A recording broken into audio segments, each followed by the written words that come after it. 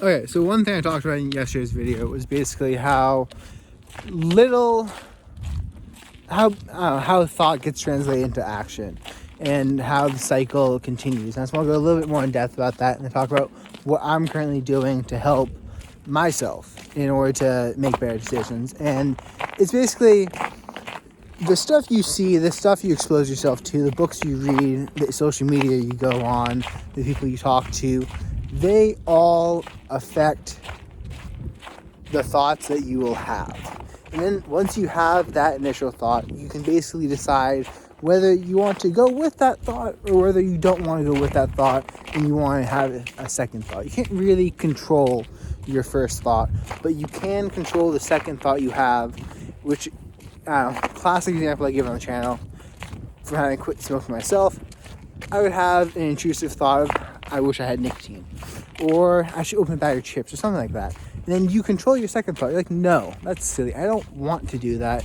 I would rather go to bed right now instead of stay up, eat chips, smoke weed, or do something like that. Like, I had a really good day. I don't want to waste my progress. Or when it came to nicotine, it was, that's stupid. I'm happy to be free.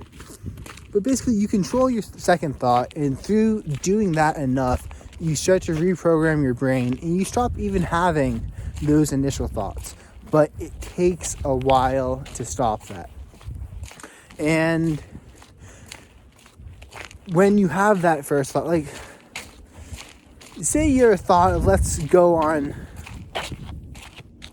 I don't know, let's go watch some trashy daytime television. Well, that trashy daytime television is going to cause you to have other thoughts. And you might, when you first had that thought, be like, no, you know what, I'm not going to watch trashy daytime television. You know, I'm going to go read a book. I'm going to go read Elon Musk's biography. And reading his biography might inspire you to do something. You either choose to go with that or choose not to. But what I was talking about yesterday is how that's basically the choice you get. Is like when you have that impulsive thought, when you have the first thought, you can either go with it or you can try to substitute another one in. But that's basically the level of control you have, because once you go with that thought, then it affects your other ones. And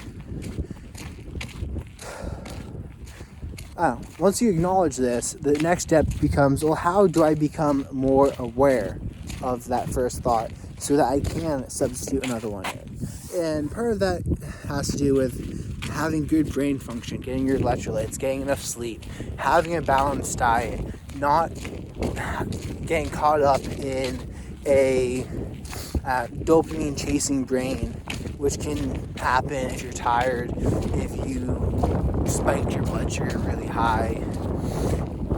Decision fatigue can also do it if you're burning yourself out by working too hard. But for me personally, I try to help increase my awareness, help increase my brain function by having, balance this light stick, literally a light stick, by having some pillars that I do every single day. And it's kind of like the parable where Jesus talks about building your house on a stone foundation, so that when the rivers rise, it doesn't get pushed away. Because life's going to come, life's going to go, life's going to toss you around a little bit sometimes. And if you have a good foundation, you'll still be there, you'll still be doing well. So for me, my foundation is, well, everyone's foundation is health, but in order to help make sure that happens, I have some basic habits. It takes about an hour and 30 minutes a day. I go for a 45-minute walk. You could walk to the store, you could walk anywhere, you could be walking to classes, but I just get up, 45-minute walk to get my body moving, to help my metabolism, to help blood go to my brain. Next, I also do 15 minutes of breath work / meditation, where I just focus my mind on my breathing.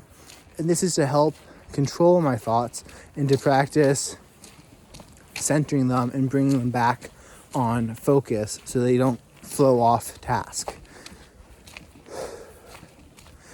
Let's see.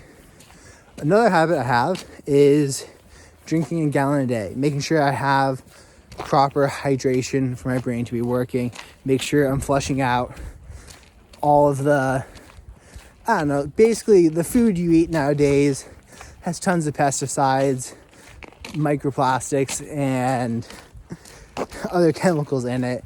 Even if you cook all your own food from scratch like I do. But one of the best ways to help prevent this is just to drink a lot of water, drink a lot of tea, and help your body flush out the bad stuff. So I drink a gallon a day. Another thing I do is journal. 30 minutes a day.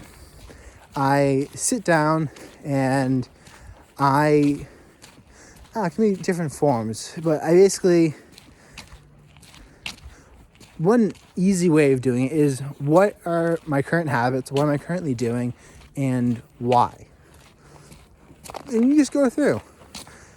One of the ones I did a couple weeks ago was I wrote down my 10 goals for life. I'll make a video about that someday, but I wrote down my 10 goals for life. And then for each of those goals, I wrote down what I'm currently doing and what extra I could be doing to make sure that I'm on track to achieving them. Basically, double checking, hey, I say this is my goal. Am I doing the stuff I need to get there one day? And now, something I find very beneficial is I revisit that list. I read my 10 goals and my couple of bullet points for each goal about what to do in order to move towards that goal. I read that first thing in the morning, at 12 o'clock in the afternoon, and then right before bed. And just keeps you focused, because that's really one of the main things today is, well, I know, not just today, but always.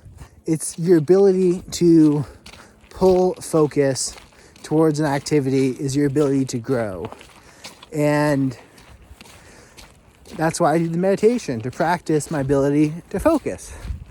But I also do just mindfulness, which is practicing focus through everyday tasks and being present with what I'm doing. And all of this takes, 45 minutes for the walk, but you can really knock that out on the way to class, like go for a walk at lunch, then 30 minutes of journaling. It is actually really helpful. Like, I listened to my brother for years talk about journaling, and I was like, oh, that's cool. Yeah, I've done, like, I'm talking journaling, not like diary, not like this is what I did today. I'm talking like actually plan out, like how he puts it, write the story of your life. Like, you're doing stuff. Plan it. Like, this is what I want my life to be. And then write down, this is where I am. This is what I want. How do I get there? Spend 30 minutes a day thinking about that and actually making plans to achieve it. And it's actually amazing what happens. Like, instead of just, you kind of go from flailing in the deep end, being like, I'm doing a bunch of stuff, why is nothing working, to, oh, this is exactly what I should be doing. And then you just make progress towards it. And you start swimming in the right direction. And then you're eventually going to build up more and more momentum. And after you build up enough momentum, you'll find yourself basically walking on water towards whatever your goal is, using that pool analogy. But right now, I'm still swimming towards it. I'm picking up momentum, but it helps. It really helps. Like, what are my goals? What did I do today? What hindered me from making progress? And how can I fix that? Like, this isn't a place to complain. This is a place to find solutions and to create plans, put those plans into action and test them. It's kind of like the scientific method. Well, it is a scientific method. I think doing this will help with blank. Then you test it. And then you make changes, and then you go at it again and you test it. And you basically just treat your life like the scientific method. Speaking about that, I know for a while I spoke negatively about routines, and at that period of time, I do believe there are downsides to it, and I think like everything, you swing back and forth from one end to the other. I seem to be a man of extremes and often have trouble finding the middle, but right now I'm on the extreme of routines because I kind of want to see how efficient, how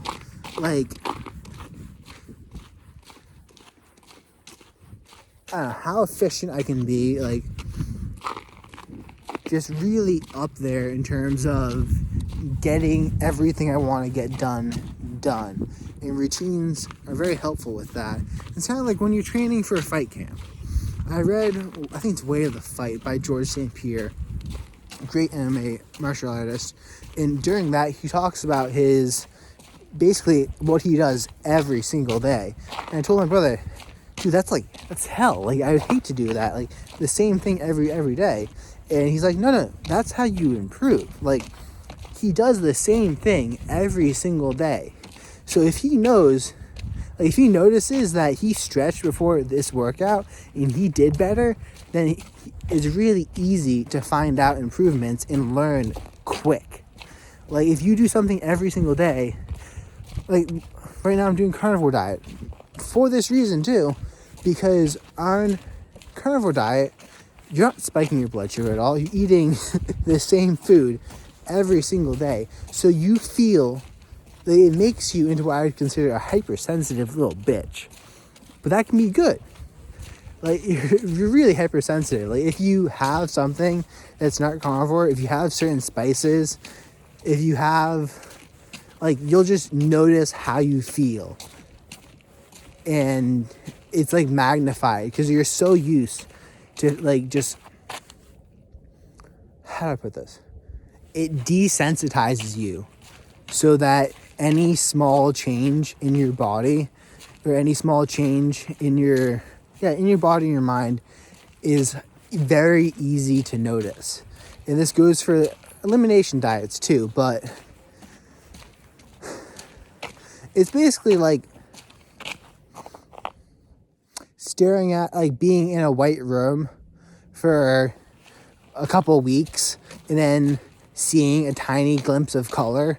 Like, that color is going to be like, holy crap, that is so colorful, because you've desensitized yourself. It's not really desensitized, but you're like hypersensitive to that little bit of color because you haven't seen it in a while. And it's kind of what carnivore does. I hope I'm explaining this right. Any questions, comment them down below. But you eat the exact same thing, and I mean, your body can't eat meat and perform well. And by doing that, you notice very small and minute changes in your health. How drinking more tea, less tea affects it.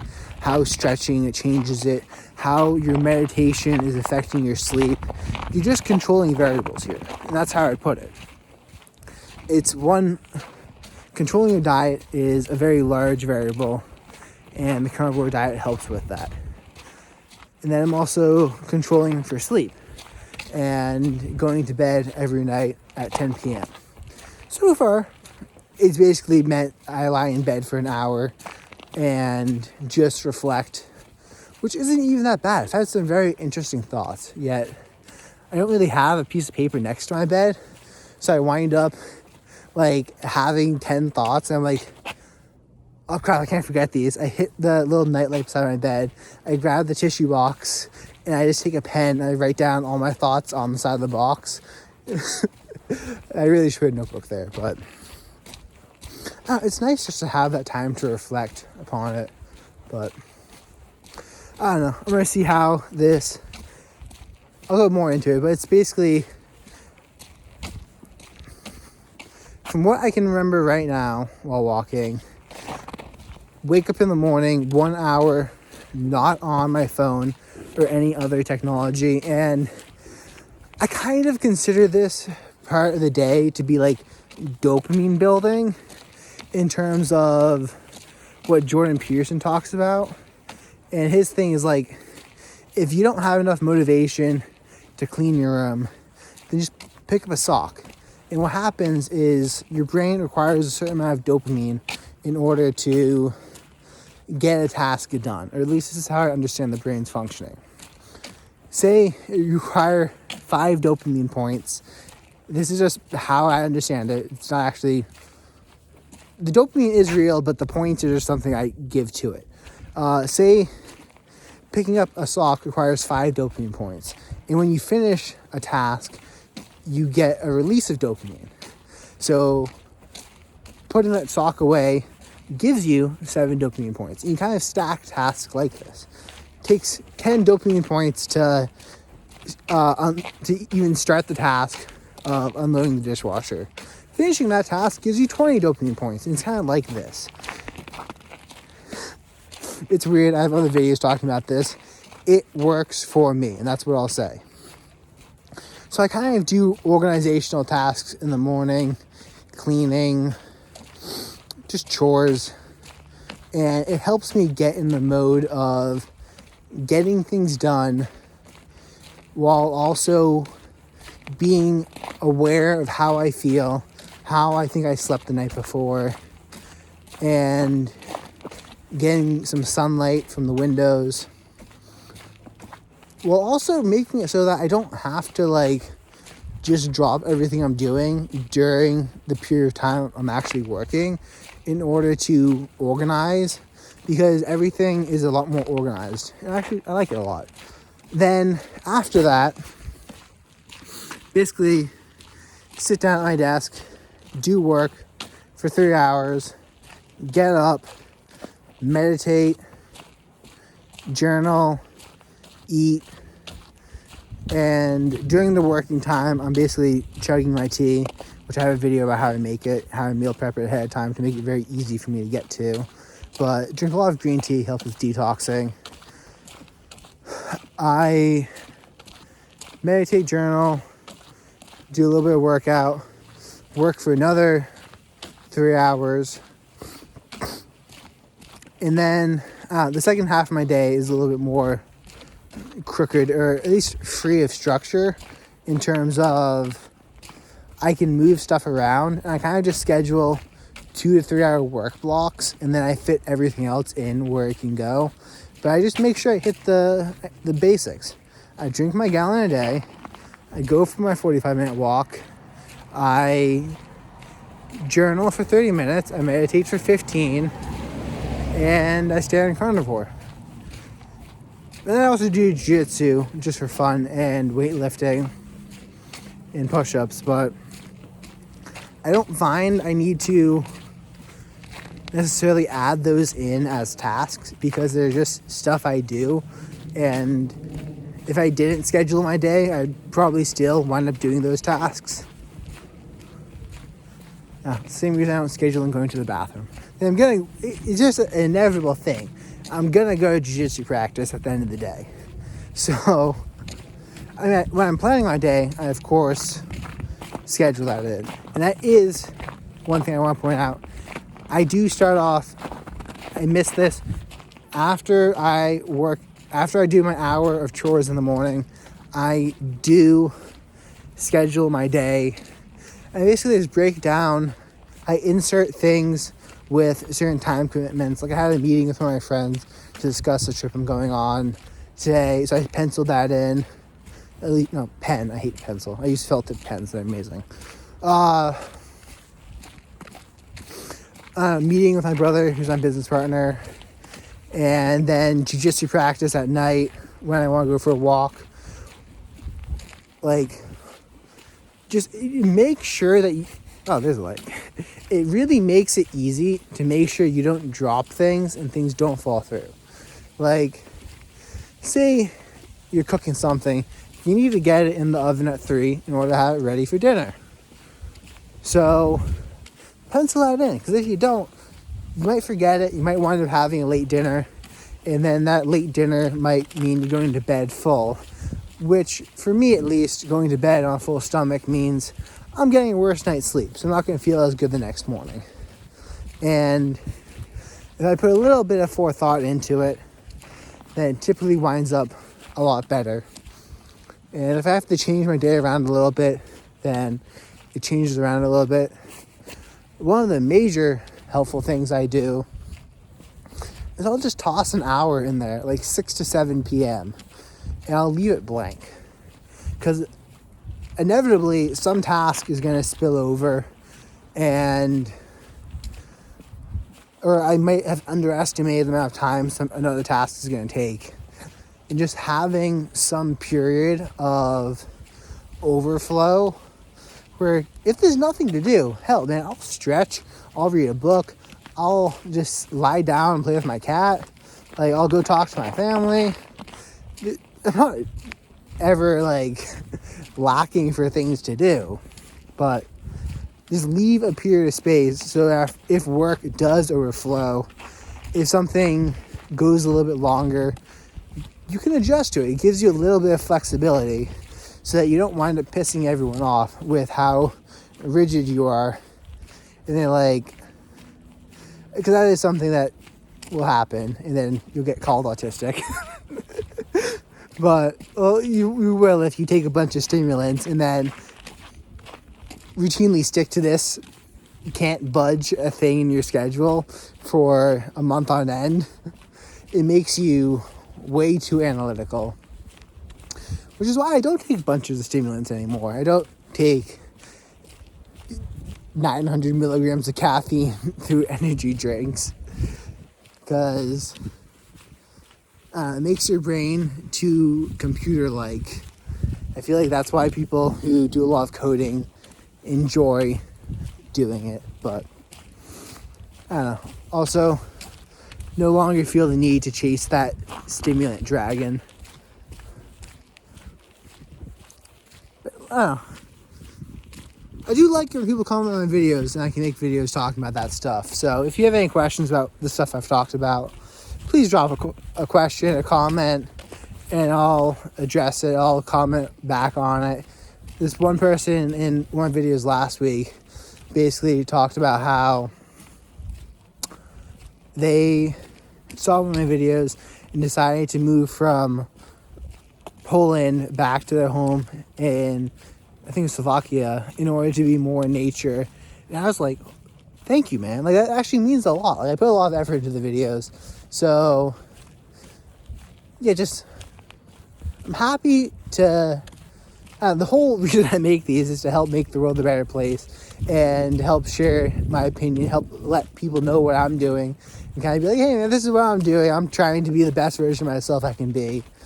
So, yeah. Hopefully you enjoy the video, but peace out.